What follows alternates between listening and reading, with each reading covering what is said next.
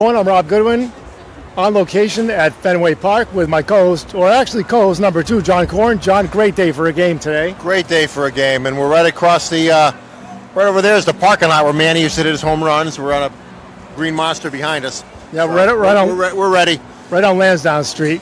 Today is the rubber game of a 3-game set with the Angels. The Sox split the first 2. They lost last night with a score of 8-3. Price didn't get the win, obviously. But it looks like Porcello pitched better on Friday night, which kind of bodes well for the future, hopefully. Yeah, and hopefully Rodriguez is going to come back strong, and Sale's going to keep being Sale. And I don't know. I don't see anybody else taking the division but Red Sox. I agree, and I think they're set up pretty well right now for the second half of the season. Yeah, the All-Star break coming up in a couple of weeks. And I think I'm going to bring my second co-host in now, if you guys could switch. If you guys could switch now.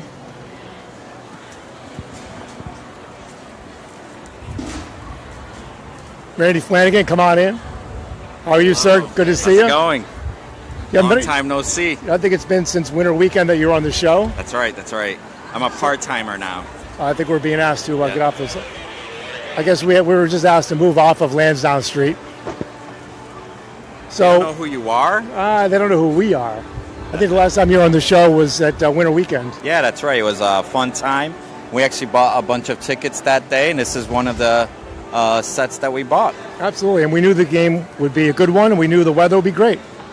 Yeah, looking forward to see Pfister today. He's kind of a brand new pickup. He played with Dombrowski in Detroit, and he just came off from the Angels. We'll see what he has tonight.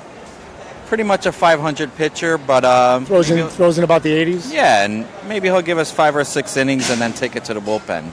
Right, and I think the idea is for him to go to the bullpen when Rodriguez comes back, hopefully after the All-Star break. So I don't know how many starts we'll see of Pfister. But, a rubber game of a 3-game series with a guy who pitches in the 80s, we'll have to see what happens, how many innings they get out of him.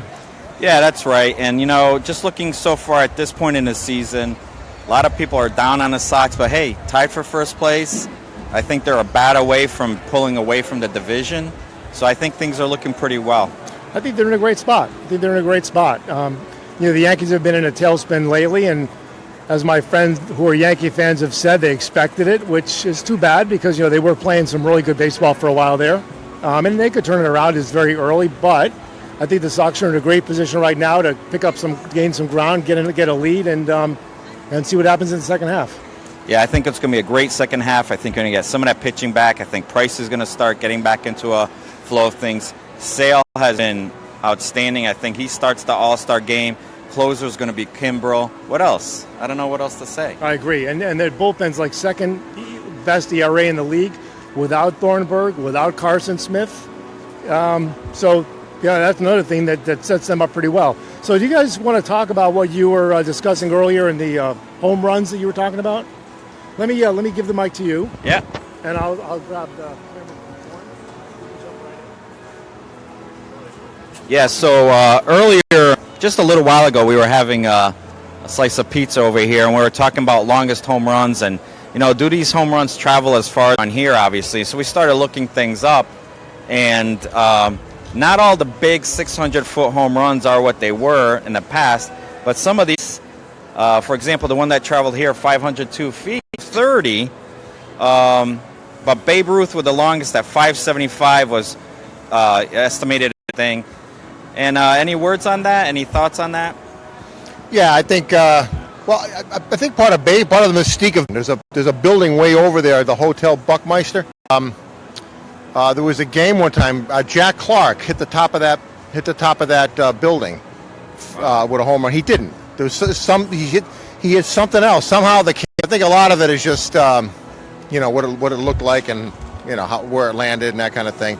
Babe Ruth hit a whole bunch of 600-foot home runs allegedly, but no one's done that since then, so it's hard to believe he did it. But and there's a lot more cameras at a ballpark and exactly where a ball would have landed based on where it landed in the seats, or a bunch of them get turned down. I don't think anybody's hit a real 600-foot home run.